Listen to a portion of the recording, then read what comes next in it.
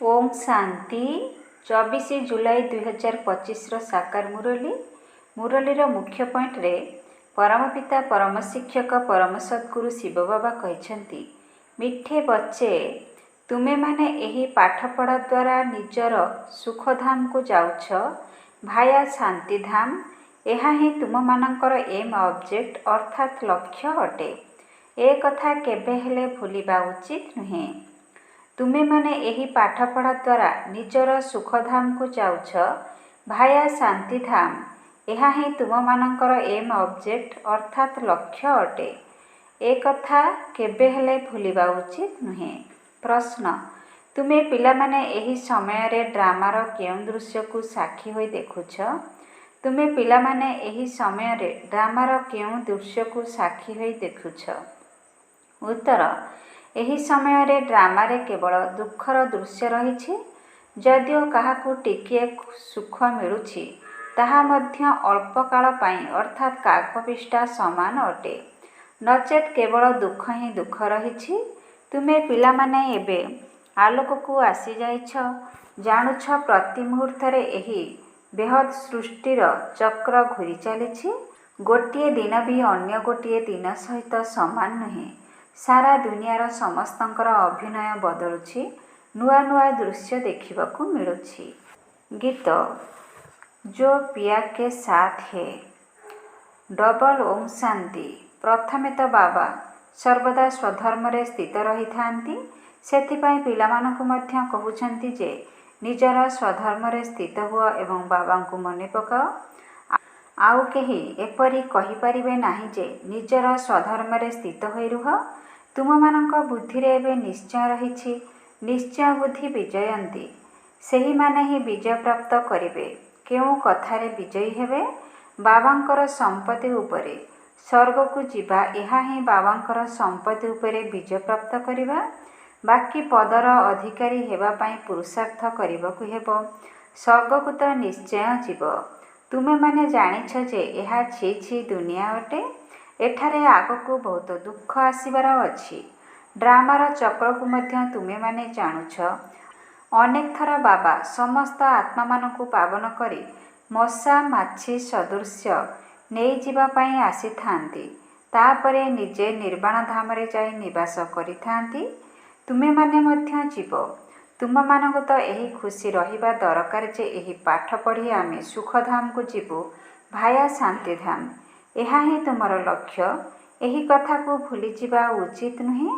प्रतिदिन एही कथा शुणुछ एवं जानुछ जे आमको पतितरु पावन करिबा पाई बाबा पाठ पढ़ाउछंती।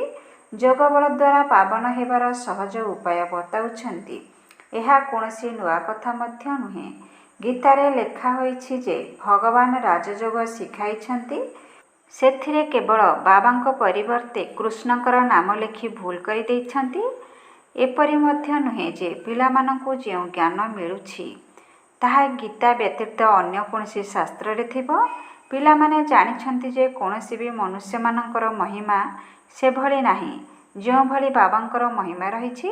बाबा जदि न आसिबे तेबे सृष्टिर चक्र ही घूरिबो नाही। दुखधाम रु सुखधाम किपरि हेबो? सृष्टिर चक्र तो घूरी चलिछि, बाबांको मध्य निश्चिंत आसिबाकू ही पड़िबो।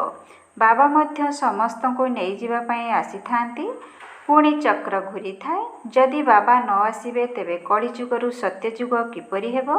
बाकी ए सब कथा कोनोसी शास्त्र रे नाही। राजयोग केवल गीतारे ही अछि। जदि जानिबे भगवान आबुरे आसिछंती तेबे एकदम मिसिबा पाई दौड़िबे। सन्यासी माने मध्य भगवान का सहित मिलन करिबा पाई चाहि थांती ना। घर को फेरी जीवा पाई पतित पावन को मने पकाई थांती। एबे तुमे माने पदमा पदम भाग्यशाली हेउछ। सेठारे अर्थात स्वर्गरे असरंती सुख थाए। नुआ दुनिया रे जो देवी देवता धर्म थिला ताहा एबे नाही। बाबा ब्रह्मा का द्वारा दैवी राज्यर स्थापन करुछंती। एहा तो क्लियर कथा एवं एहा ही तुमर लक्ष्य मध्य अटे। एथिरे संशयर कोनोसी कथा नाही। आगकू जाई समस्ते बुझिबे जे राजधानी निश्चिंत स्थापन हेउछि। एहा आदि सनातन देवी देवता धर्म अटे। जेतेबेले तुमे स्वर्गरे थिलो सेतेबेले एहार नाम भारत थिला। ପୁଣି ଯେତେବେଳେ ତୁମେ ନର୍କକୁ ଆସୁଛ ସେତେବେଳେ ଏହାର ନାମ ହିନ୍ଦୁସ୍ତାନ ହୋଇଯାଉଛି। ଏଠାରେ କେବଳ ଦୁଃଖ ହିଁ ଦୁଃଖ ରହିଛି। ପରେ ପୁଣି ଏହି ସୃଷ୍ଟି ବଦଳି ଯାଉଛି। ସ୍ୱର୍ଗ ସୁଖଧାମ ଅଟେ। ଏହି ଜ୍ଞାନ ତୁମ ପିଲାମାନଙ୍କ ପାଖରେ ଅଛି। ଦୁନିଆର ମନୁଷ୍ୟମାନେ ଏ କଥା କିଛି ବି ଜାଣିନାହାନ୍ତି। ବାବା ସ୍ୱୟଂ କହୁଛନ୍ତି ଏବେ ଅନ୍ଧକାର ରାତ୍ରି ଅଟେ। ରାତ୍ରିରେ ମନୁଷ୍ୟ ଧକ୍କା ଖାଇଥାନ୍ତି। ତୁମେମାନେ ଆଲୋକରେ ଅଛ। ଏହି କଥାକୁ ମଧ୍ୟ ସାକ୍ଷୀ ହୋଇ ବୁଦ୍ଧିରେ ଧାରଣ କରିବାକୁ ହେବ। ସେକେଣ୍ଡ ବାଇ ସେକେଣ୍ଡ ବେହଦ୍ ସୃଷ୍ଟିର ଚକ୍ର ଘୂରି ଚାଲିଛି। ଗୋଟିଏ ଦିନର ଦୃଶ୍ୟ ଅନ୍ୟ ଦିନ ସହିତ ମିଶି ନଥାଏ। ସାରା ଦୁନିଆର କାର୍ଯ୍ୟକଳାପ ବର୍ତ୍ତମାନ ହୋଇ ଚାଲିଛି। ନୂଆ ନୂଆ ଦୃଶ୍ୟ ଦେଖିବାକୁ ମିଳୁଛି। ଏହି ସମୟରେ ସମ୍ପୂର୍ଣ୍ଣ ଦୁଃଖର ଦୃଶ୍ୟ ରହିଛି। ଯଦିଓ କିଛି ସୁଖ ରହିଛି କିନ୍ତୁ ତାହା ମଧ୍ୟ କାକବିଷ୍ଠା ସମାନ ଅର୍ଥାତ୍ ଅଳ୍ପକାଳର ସୁଖ। ବାକି ଦୁଃଖ ହିଁ ଦୁଃଖ ରହିଛି। ଯଦିଓ ଏହି ଜନ୍ମରେ ସୁଖ ଅଛି ପୁଣି ଅନ୍ୟ ଜନ୍ମରେ ଦୁଃଖ ଥିବ। ଏବେ ତୁମମାନଙ୍କ ବୁଦ୍ଧିରେ ଅଛି ଯେ ବର୍ତ୍ତମାନ ଆମେ ନିଜ ଘରକୁ ଯାଉଛୁ। ସେଥିପାଇଁ ପାବନ ହେବାର ମେହନତ କରିବାକୁ ହେବ। ଯିଏ ଶ୍ରୀ ଶ୍ରୀ ସିଏ ଶ୍ରୀଲକ୍ଷ୍ମୀ ନାରାୟଣ ହେବା ପାଇଁ ଶ୍ରୀମତ ଦେଇଛନ୍ତି। ଯେପରି ବାରିଷ୍ଟର ହେବା ପାଇଁ ମତ ଦେବେ ସେହିପରି ଏବେ ବାବା ମଧ୍ୟ କହୁଛନ୍ତି ଶ୍ରୀମତ ଆଧାରରେ ଏହିପରି ହୁଅ।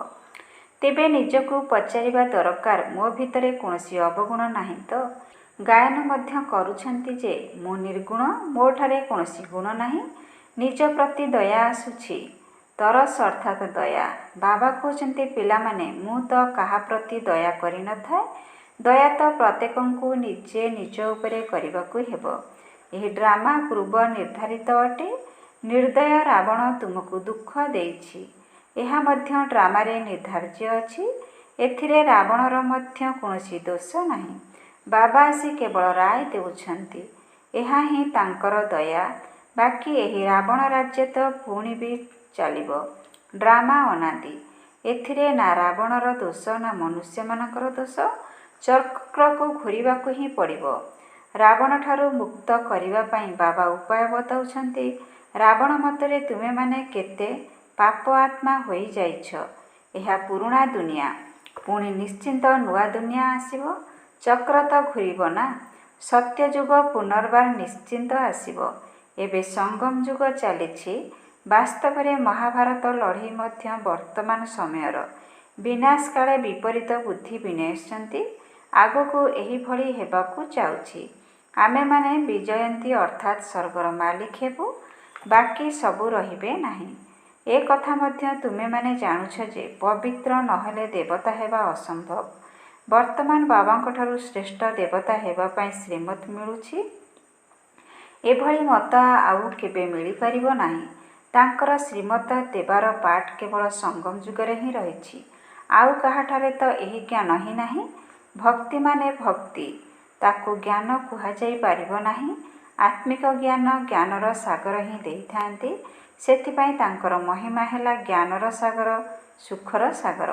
ବାବା ପୁରୁଷାର୍ଥ କରିବାର ଉପାୟ ମଧ୍ୟ ବତାଉଛନ୍ତି। ତେବେ ଏହି ଖ୍ୟାଲ ରଖିବା ଦରକାର ଯେ ଏବେ ଯଦି ଫେଲ ହେଲା ତେବେ କଳ୍ପ କଳ୍ପାନ୍ତର ପାଇଁ ଫେଲ ହେଉଥିବ। ବହୁତ ଧକ୍କା ଲାଗିଯିବ। ଯଦି ଶ୍ରୀମତ ଆଧାରରେ ନ ଚାଲିବ ତେବେ ଧକ୍କା ଲାଗିବ। ବ୍ରାହ୍ମଣମାନଙ୍କର ବୃକ୍ଷ ମଧ୍ୟ ନିଶ୍ଚିନ୍ତ ବଢ଼ିବ ଏବଂ ତାହା ମଧ୍ୟ ସେତିକି ବଢ଼ିବ ଯେତିକି ଦେବତାମାନଙ୍କର ବୃକ୍ଷ ଥିବ। ଏବେ ତୁମକୁ ପୁରୁଷାର୍ଥ କରିବାକୁ ପଡ଼ିବ ଏବଂ ଅନ୍ୟମାନଙ୍କୁ ମଧ୍ୟ କରାଇବାକୁ ପଡ଼ିବ। କଲମୀ ଲାଗୁଥିବ ଏବଂ ବୃକ୍ଷ ମଧ୍ୟ ବଡ଼ ହୋଇଯିବ। ତୁମେମାନେ ଜାଣୁଛ ଯେ ଏବେ ଆମର କଲ୍ୟାଣ ହେବାକୁ ଯାଉଛି। ପତିତ ଦୁନିଆରୁ ପାବନ ଦୁନିଆକୁ ଯିବାର କଲ୍ୟାଣ ହେଉଛି। ତୁମମାନଙ୍କର ବୁଦ୍ଧିର ତାଲା ଏବେ ଖୋଲା ଅଛି।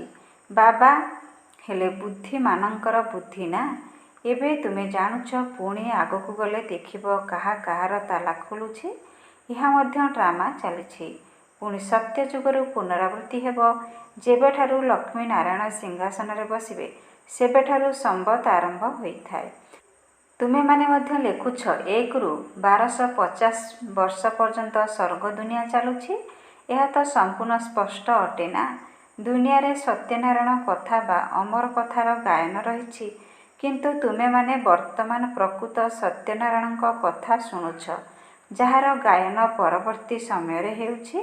ସମସ୍ତ ପର୍ବପର୍ବାଣୀ ଗୁଡ଼ିକ ମଧ୍ୟ ଏହି ସମୟର ସ୍ମାରକୀ ଅଟେ। ନମ୍ବର 1 ଉତ୍ସବ ହେଉଛି ଶିବ ବାବାଙ୍କର। କଳିଯୁଗ ପରେ ଦୁନିଆକୁ ପରିବର୍ତ୍ତନ କରିବା ପାଇଁ ବାବାଙ୍କୁ ନିଶ୍ଚିନ୍ତ ଆସିବାକୁ ପଡ଼ିବ। ଚିତ୍ରଗୁଡ଼ିକୁ ଯଦି ଭଲ ଭାବରେ ଦେଖିବ ସେଥିରେ ସମ୍ପୂର୍ଣ୍ଣ ହିସାବ ରହିଛି। ତୁମମାନଙ୍କର କେତେ ଖାତିରି ରହିଛି। ଯେତିକି କଳ୍ପ ପୂର୍ବରୁ ପୁରୁଷାର୍ଥ କରିଥିବେ ସେତିକି ନିଶ୍ଚିନ୍ତ କରିବେ ଏବଂ ସାକ୍ଷୀ ହୋଇ ଅନ୍ୟମାନଙ୍କର ମଧ୍ୟ ଦେଖିବେ। ସେମାନେ ନିଜେ ନିଜର ପୁରୁଷାର୍ଥକୁ ମଧ୍ୟ ଜାଣିଥାନ୍ତି। ତୁମେମାନେ ମଧ୍ୟ ଜାଣିଛ। ବିଦ୍ୟାର୍ଥୀମାନେ କ'ଣ ନିଜର ପାଠପଢ଼ାକୁ ଜାଣିନଥିବେ? ମନ ନିଶ୍ଚିନ୍ତ ଖାଇବ ଯେ ମୁଁ ଏହି ବିଷୟରେ ବହୁତ ଦୁର୍ବଳ ଅଛି। କେହି କେହି ଫେଲ୍ ମଧ୍ୟ ହୋଇଯାଇଥାନ୍ତି। ଯେଉଁ ପିଲା ପାଠପଢ଼ାରେ ଦୁର୍ବଳ ହୋଇଥିବେ ପରୀକ୍ଷା ସମୟରେ ସେମାନଙ୍କର ହୃଦୟରେ ପ୍ରକମ୍ପନ ସୃଷ୍ଟି ହୋଇଥାଏ। ତେଣୁ ପିଲାମାନେ ମଧ୍ୟ ସାକ୍ଷାତକାର କରିବ। ପରନ୍ତୁ ଫେଲ୍ ହୋଇଗଲେ କ'ଣ କରିପାରିବ? ସ୍କୁଲରେ ଫେଲ୍ ହେଲେ ପରିବାର ବର୍ଗ ମଧ୍ୟ ଅସନ୍ତୁଷ୍ଟ ତ ଟିଚର ମଧ୍ୟ ଅସନ୍ତୁଷ୍ଟ ହୋଇଥାନ୍ତି। କହିବେ ଆମ ସ୍କୁଲରୁ କମ୍ ପାସ୍ ହୋଇଛନ୍ତି। ତେବେ ବୁଝିବାକୁ ହୁଏ ଯେ ଟିଚର ଏତେ ଭଲ ନୁହନ୍ତି ତେଣୁ କମ୍ ପାସ୍ ହୋଇଛନ୍ତି। ବାବା ମଧ୍ୟ ଜାଣିଥାନ୍ତି ଯେ ସେବା କେନ୍ଦ୍ରରେ କେଉଁ କେଉଁ ଭଲ ଟିଚର ଅଛନ୍ତି, କିପରି ପାଠ ପଢ଼ାଉଛନ୍ତି, କେଉଁମାନେ ଭଲ ଭାବରେ ପାଠ ପଢ଼ାଇ ବାବାଙ୍କ ପାଖକୁ ନେଇ ଆସୁଛନ୍ତି, ସବୁ ଜଣାପଡ଼ିଯାଏ। ବାବା କହୁଛନ୍ତି ବାଦଲମାନଙ୍କୁ ମୋ ସମ୍ମୁଖକୁ ଆଣ। ଯଦି ଛୋଟ ପିଲାଙ୍କୁ ସାଥିରେ ଆଣିବ ତେବେ ତାଙ୍କ ପାଖରେ ମୋହ ରହିବ। ତେଣୁ ଏକୁଟିଆ ଆସିବା ଦରକାର, ତେବେ ବୁଦ୍ଧି ଭଲ ଭାବରେ ଲାଗି ରହିବ। ପିଲାମାନଙ୍କୁ ତ ସେଠାରେ ବି ଦେଖୁଛ। ବାବା କହୁଛନ୍ତି ଯେ ଏହି ପୁରୁଣା ଦୁନିଆ ତ କବରସ୍ଥାନ ହୋଇଯିବ। ନୂଆ ଘର ତିଆରି କରିଲେ ବୁଦ୍ଧିରେ ରହିବ ଯେ ଆମର ନୂଆ ଘର ତିଆରି ହେଉଛି। ଧନ୍ଦା ଆଦି ତ କରିଥାନ୍ତି କିନ୍ତୁ ବୁଦ୍ଧି ନୂଆ ଘର ପ୍ରତି ରହିଥାଏ। କେହି ନୀରବରେ ତ ବସି ଯାଆନ୍ତି ନାହିଁ। ତାହା ତ ହଦର କଥା। ଏହା ହେଲା ବେହଦର କଥା। ପ୍ରତ୍ୟେକ କାର୍ଯ୍ୟ କରି ମଧ୍ୟ ସ୍ମୃତିରେ ରହୁ ଯେ ଏବେ ମୁଁ ଘରକୁ ଯାଇ ପୁଣି ନିଜର ରାଜଧାନୀକୁ ଯିବି, ତେବେ ଅପାର ଖୁସି ରହିବ। ବାବା କହୁଛନ୍ତି ପିଲାମାନେ ନିଜର ସନ୍ତାନମାନଙ୍କୁ ମଧ୍ୟ ସମ୍ଭାଳିବାକୁ ପଡ଼ିବ, ପରନ୍ତୁ ବୁଦ୍ଧି ସେଠାରେ ଲାଗି ରହୁ। ଯଦି ବାବାଙ୍କୁ ସ୍ମରଣ ନ କରିବ ତେବେ ପବିତ୍ର ମଧ୍ୟ ହୋଇପାରିବ ନାହିଁ। ଯୋଗ ଦ୍ୱାରା ପବିତ୍ର ଏବଂ ଜ୍ଞାନ ଦ୍ୱାରା ରୋଜଗାର ହୋଇଥାଏ। ଏଠାରେ ତ ସମସ୍ତେ ପତିତ। ଦୁଇଟି କୂଳ ରହିଛି। ବାବାଙ୍କୁ ନାବିକ ମଧ୍ୟ କହିଥାନ୍ତି, ପରନ୍ତୁ ଏହାର ଅର୍ଥକୁ କେହି ବି ଜାଣିନାହାନ୍ତି। ତୁମେମାନେ ଜାଣିଛ ଯେ ବାବା ଆମମାନଙ୍କୁ ଏ କୂଳରୁ ସେ କୂଳକୁ ନେଇଯାଉଛନ୍ତି। ଆତ୍ମା ଜାଣିଛି ଯେ ଆମେ ଏବେ ବାବାଙ୍କୁ ସ୍ମରଣ କରି ବହୁତ ନିକଟତର ହେଉଛୁ। ନାବିକ ନାମ ମଧ୍ୟ ଅର୍ଥ ସହିତ ରଖାଯାଇଛି ନା। ମହିମା କରିଥାନ୍ତି ନୌକା ମୋର ପାରି କରିଦିଅ। ସତ୍ୟ ଯୁଗରେ କ'ଣ ଏପରି କହିବେ କି? ସମସ୍ତେ ଏହି କଳିଯୁଗରେ ହିଁ ଡାକୁଛନ୍ତି। ତୁମେମାନେ ଜାଣିଛ ଯେ ଯେଉଁମାନେ କିଛି ବୁଝିନାହାନ୍ତି ସେମାନଙ୍କୁ ତ ଏଠାକୁ ଆଣିବାର ନାହିଁ। ବାବା ସମ୍ପୂର୍ଣ୍ଣ ମନା କରୁଛନ୍ତି। ଯଦି ବାବାଙ୍କ ଉପରେ ନିଶ୍ଚୟ ନାହିଁ ତେବେ କଦାପି ବାବାଙ୍କ ନିକଟକୁ ଆଣିବା ଉଚିତ ନୁହେଁ। ସେମାନେ କିଛି ବି ବୁଝିପାରିବେ ନାହିଁ। ପ୍ରଥମେ ତ 7 ଦିନର କୋର୍ସ କରାଅ। କାହାକୁ ତ 2 ଦିନରେ ମଧ୍ୟ ତୀର ଲାଗିଯାଏ। ଯଦି ଭଲ ଲାଗିବ ତେବେ ଆଉ କ'ଣ ଛାଡ଼ିବେ କି? ସେମାନେ କହିବେ ମୁଁ ଆହୁରି ମଧ୍ୟ 7 ଦିନ ଶିଖିବି। ଏଥିରୁ ବୁଝି ହୋଇଯାଏ ଯେ ଇଏ ଏହି କୂଳର ଅଟେ। ଯାହାର ତୀକ୍ଷ୍ଣ ବୁଦ୍ଧି ହୋଇଥିବ ସେମାନେ କୌଣସି କଥାର ଚିନ୍ତା କରିବେ ନାହିଁ। ଆଚ୍ଛା, ଗୋଟିଏ ଚାକିରି ଚାଲିଯିବ ତେବେ ଆଉ ଏକ ମିଳିଯିବ। ଯେଉଁ ପିଲାମାନେ ହୃଦୟବାନ ହୋଇଥାନ୍ତି ସେମାନଙ୍କର ଚାକିରି ଆଦି ଚାଲିଯାଏ ନାହିଁ। ସେମାନେ ନିଜେ ମଧ୍ୟ ଆଶ୍ଚର୍ଯ୍ୟ ହୁଅନ୍ତି। ଝିଅମାନେ କହନ୍ତି ଆମ ପତିଙ୍କ ବୁଦ୍ଧିକୁ ପରିବର୍ତ୍ତନ କରିଦିଅ। ବାବା କହୁଛନ୍ତି ମୋତେ ସେ କଥା କୁହ ନାହିଁ। ତୁମେମାନେ ନିଜେ ଯୋଗଯୁକ୍ତ ହୋଇ ରୁହ, ତାପରେ ବସି ଜ୍ଞାନ ବୁଝାଅ। ବାବା କ'ଣ ବୁଦ୍ଧିକୁ ପରିବର୍ତ୍ତନ କରିବେ? ତାହେଲେ ତ ପୁଣି ସମସ୍ତେ ଏହିଭଳି ଧନ୍ଦା କରିଚାଲିବେ। ଏହିଭଳି ଯେଉଁ ପ୍ରଥା ବାହାରିଲା ତାହା କରିବାରେ ଲାଗିଗଲେ। କୌଣସି ଗୁରୁଙ୍କଠାରୁ କାହାକୁ କିଛି ଫାଇଦା ହେଲା ଶୁଣିଲେ ତ ବାସ୍ ତାଙ୍କ ପଛରେ ପଡ଼ିଗଲେ। ଯଦି ପରମଧାମରୁ ନୂଆ ଆତ୍ମା ଆସିଥାନ୍ତି ତାଙ୍କର ବହୁତ ମହିମା ହୋଇଥାଏ ନା, ତାଙ୍କର ବହୁତ ଶିଷ୍ୟ ମଧ୍ୟ ହୋଇଯାଇଥାନ୍ତି। ଏଣୁ ଏହିସବୁ କଥାକୁ ଦେଖିବା ଉଚିତ ନୁହେଁ। ତୁମକୁ ଦେଖିବାକୁ ହେବ ଯେ ମୁଁ କେତେ ଭଲ ପାଠ ପଢ଼ୁଛି। ଏହି ବିଷୟରେ ତ ବାବା ବିସ୍ମୃତି ଭାବରେ ଆଲୋଚନା କରୁଛନ୍ତି। ବାକି ଏତିକି କହିଦିଅ ଯେ ବାବାଙ୍କୁ ମନେ ପକାଅ। ଏହା ତ ଘରେ ରହି ମଧ୍ୟ କରିପାରିବ। କିନ୍ତୁ ଯେହେତୁ ବାବା ଜ୍ଞାନର ସାଗର, ତେଣୁ ଜ୍ଞାନ ମଧ୍ୟ ନିଶ୍ଚିନ୍ତ ଦେବେ ନା। ମୁଖ୍ୟ କଥା ହେଲା ମନ୍ମନା ଭବ। ତାହା ସହିତ ସୃଷ୍ଟିର ଆଦି ମଧ୍ୟ ଅନ୍ତର ରହସ୍ୟକୁ ମଧ୍ୟ ବୁଝାଉଛନ୍ତି। ଏବେ ତ ବହୁତ ଭଲ ଭଲ ଚିତ୍ର ମଧ୍ୟ ବାହାରିଛି, ଯାହାର ଅର୍ଥ ମଧ୍ୟ ବାବା ବୁଝାଉଛନ୍ତି। ବିଷ୍ଣୁଙ୍କ ନାଭିରୁ ବ୍ରହ୍ମା ବାହାରିଛନ୍ତି ବୋଲି ଦେଖାଇଛନ୍ତି। ତ୍ରିମୂର୍ତ୍ତିର ଚିତ୍ର ମଧ୍ୟ ଅଛି, ପୁଣି ବିଷ୍ଣୁଙ୍କ ନାଭିରୁ ବ୍ରହ୍ମା ଦେଖାଉଛନ୍ତି। ଏହା ପୁଣି କ'ଣ? ବାବା ବସି ବୁଝାଉଛନ୍ତି। ଏହା ଠିକ୍ ନା ଭୁଲ? ମନମୁଗ୍ଧକର ଚିତ୍ର ମଧ୍ୟ ବହୁତ ତିଆରି କରିଛନ୍ତି ନା। କେଉଁ କେଉଁ ଶାସ୍ତ୍ରରେ ଚକ୍ର ବି ଦେଖାଇଛନ୍ତି, କିନ୍ତୁ କିଏ କେତେ ଆୟୁଷ ଲେଖିଛନ୍ତି, କିଏ କେତେ ଲେଖିଛନ୍ତି, ଅନେକ ମତ ରହିଛି ନା। ଶାସ୍ତ୍ରରେ ହଦର କଥା ଲେଖି ଦେଇଛନ୍ତି, ବାବା ବେହଦର କଥା ବୁଝାଉଛନ୍ତି। ବର୍ତ୍ତମାନ ତୁମମାନଙ୍କ ବୁଦ୍ଧିରେ ରହିଛି ଆମେ କିପରି ପତିତ ହୋଇଛୁ, ପୁଣି ପାବନ କିପରି ହେଉଛୁ। ପରେ ପୁଣି ଅନ୍ୟ ଧର୍ମ ସବୁ ଆସିଥାଏ। ବର୍ତ୍ତମାନ ଅନେକ ଭେରାଇଟି ଧର୍ମ ରହିଛି। ଗୋଟିଏ ଚେହେରା ଆଉ ଗୋଟିଏ ସହିତ ମିଶି ନଥାଏ। ଏକାଭଳି ଚେହେରାର ଦୁଇଟି ଜଣ ବ୍ୟକ୍ତି ହୋଇପାରିବେ ନାହିଁ। ଏହା ପୂର୍ବ ନିର୍ମିତ ଖେଳ, ଯାହାକି ପୁନରାବୃତ୍ତି ହେଉଛି। ବାବା ପିଲାମାନଙ୍କୁ ବସି ବୁଝାଉଛନ୍ତି, ସମୟ କମି କମି ଯାଉଛି, ତେଣୁ ନିଜକୁ ନିରୀକ୍ଷଣ କର। ମୁଁ କେତେ ଖୁସିରେ ରହୁଛି। ମୋତେ କୌଣସି ବିକର୍ମ କରିବାର ନାହିଁ। ମାୟାର ତୋଫାନ ତ ଆସିବ। ବାବା ବୁଝାଉଛନ୍ତି ଯେ ପିଲାମାନେ ଅନ୍ତର୍ମୁଖୀ ହୋଇ ନିଜର ଚାର୍ଟକୁ ଦେଖ, ତେବେ ଯେଉଁ ଭୁଲ ହେବ ତାହାର ପଶ୍ଚାତାପ କରିପାରିବ। ଏହା ଯେପରି ଯୋଗବଳ ଦ୍ୱାରା ନିଜକୁ କ୍ଷମା କରୁଛ। ବାବା କୌଣସି କ୍ଷମା କରିନଥାନ୍ତି। ଡ୍ରାମାରେ କ୍ଷମା ଅକ୍ଷର ହିଁ ନାହିଁ। ତୁମକୁ ନିଜକୁ ପରିଶ୍ରମ କରିବାକୁ ହେବ। ପାପର ଦଣ୍ଡ ମନୁଷ୍ୟ ନିଜେ ହିଁ ଭୋଗିଥାନ୍ତି। କ୍ଷମାର କଥା କିଛି ନାହିଁ। ବାବା କହୁଛନ୍ତି ଯେ ପ୍ରତ୍ୟେକ କ୍ଷେତ୍ରରେ ପରିଶ୍ରମ କର। ବାବା ଏହାର ଉପାୟ ବତାଉଛନ୍ତି। ତୁମେମାନେ ବାବାଙ୍କୁ ଡାକୁଛ, ପୁରୁଣା ରାବଣର ଦେଶକୁ ଆସ, ଆସି ଆମ ପତିତମାନଙ୍କୁ ପବିତ୍ର କର। କିନ୍ତୁ ମନୁଷ୍ୟ କିଛି ବି ବୁଝୁନାହାନ୍ତି। ସେମାନେ ହେଲେ ଅସୁରୀ ସମ୍ପ୍ରଦାୟ, ତୁମେ ହେଲେ ବ୍ରାହ୍ମଣ ସମ୍ପ୍ରଦାୟ, ଯେଉଁମାନେ କି ଦୈବୀ ସମ୍ପ୍ରଦାୟର ହେବାକୁ ଯାଉଛ। ପିଲାମାନେ ପୁରୁଷାର୍ଥ ମଧ୍ୟ କ୍ରମାନୁସାରେ କରିଥାନ୍ତି, ପୁଣି କହିଥାନ୍ତି ଏହାର ଭାଗ୍ୟରେ ଏତିକି ହିଁ ଅଛି। ନିଜର ସମୟ ନଷ୍ଟ କରିଥାନ୍ତି। ସେମାନେ ଜନ୍ମ ଜନ୍ମାନ୍ତର କଳ୍ପ କଳ୍ପାନ୍ତର ଉଚ୍ଚପଦ ପାଇପାରିବେ ନାହିଁ। ତେବେ ନିଜକୁ କ୍ଷତିରେ ପକାଇବା ଅନୁଚିତ, କାହିଁକି ନା ଏବେ ଏବେ ଜମା ହେଉଛି, ପୁଣି କ୍ଷତି ହୋଇଯାଉଛି। ରାବଣ ରାଜ୍ୟରେ କେତେ କ୍ଷତି ହୋଇଥାଏ। ଆଚ୍ଛା, ମିଠା ମିଠା ଶିଖିଲେ ସନ୍ତାନମାନଙ୍କ ପ୍ରତି ମାତା ପିତା ବାପଦାଦାଙ୍କର ମଧୁର ସ୍ନେହସମ୍ପନ୍ନ ଶୁଭେଚ୍ଛା ଏବଂ ସୁପ୍ରଭାତ। ଆତ୍ମିକ ପିତାଙ୍କର ଆତ୍ମିକ ସନ୍ତାନମାନଙ୍କୁ ନମସ୍ତେ। ଆତ୍ମିକ ସନ୍ତାନମାନଙ୍କର ଆତ୍ମିକ ପିତାଙ୍କୁ ନମସ୍ତେ ନମସ୍ତେ ନମସ୍ତେ। ଓଂ ଶାନ୍ତି। ମେରା ବାବା, ପ୍ୟାରା ବାବା, ମିଠା ବାବା, ଶୁକ୍ରିୟା ବାବା। ଓଂ ଶାନ୍ତି। ଧାରଣା ପାଇଁ ମୁଖ୍ୟ ସାର। 1ରେ ଅନ୍ତର୍ମୁଖୀ ହୋଇ ନିଜକୁ ନିରୀକ୍ଷଣ କରିବାକୁ ହେବ। ଯାହା ବି ଭୁଲ ହେଉଛି ସେଥିପାଇଁ ଅନ୍ତରର ସହିତ ପଶ୍ଚାତାପ କରି ଯୋଗବଳ ଦ୍ୱାରା ନିଜକୁ କ୍ଷମା କରିବାକୁ ହେବ। ନିଜ ପାଇଁ ନିଜକୁ ହିଁ ପରିଶ୍ରମ କରିବାକୁ ହେବ। ଅନ୍ତର୍ମୁଖୀ ହୋଇ ନିଜକୁ ନିରୀକ୍ଷଣ କରିବାକୁ ହେବ। ଯାହା ବି ଭୁଲ ହେଉଛି ସେଥିପାଇଁ ଅନ୍ତରର ସହିତ ପଶ୍ଚାତାପ କରି ଯୋଗବଳ ଦ୍ୱାରା ନିଜକୁ କ୍ଷମା କରିବାକୁ ହେବ। ନିଜ ପାଇଁ ନିଜକୁ ହିଁ ପରିଶ୍ରମ କରିବାକୁ ହେବ। 2ରେ ବାବାଙ୍କଠାରୁ ଯେଉଁ ସବୁ ଉପଦେଶ ମିଳୁଛି ସେଗୁଡ଼ିକୁ ସମ୍ପୂର୍ଣ୍ଣ ରୂପରେ ଜୀବନରେ ଧାରଣ କରି ନିଜ ଉପରେ ନିଜକୁ ଦୟା କରିବାକୁ ହେବ। ସାକ୍ଷୀ ହୋଇ ନିଜର ଏବଂ ଅନ୍ୟମାନଙ୍କର ପୁରୁଷାର୍ଥକୁ ଦେଖିବାକୁ ହେବ।